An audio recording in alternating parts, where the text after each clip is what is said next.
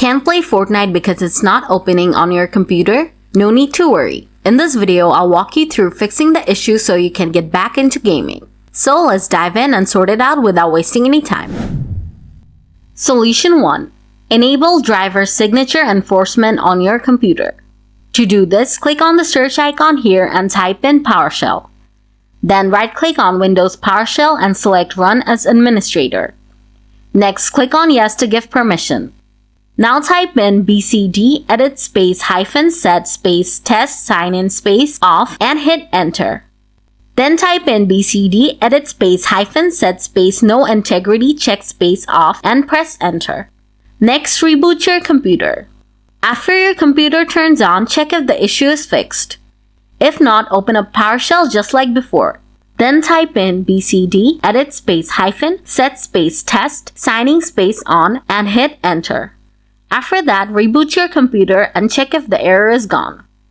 Solution 2. Repair the Easy Anti-Cheat program. To do this, first open up the Epic Games Launcher.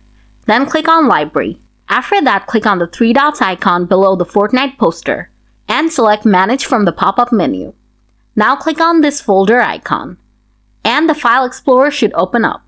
Next, go to the Fortnite game folder. Then open up the binaries folder and then go to the Win64 folder. Next, open the Easy Anti-Chat _KAMU folder. Then double-click on Easy Anti-Chat _setup and click on Yes to give permission. After that, click on Repair Service. Once the repair process is complete, click on Finish. Lastly, restart your computer. After your computer turns on, you should be able to play Fortnite without getting the black screen. Solution 3. Close unused apps from Task Manager. To do this, right-click on the taskbar and select Task Manager. Now right-click on the apps you're not using and select End Task. Make sure to do this for apps like Discord, Steam, and other memory hoggers. After you're done, you should be able to open Fortnite without any issue.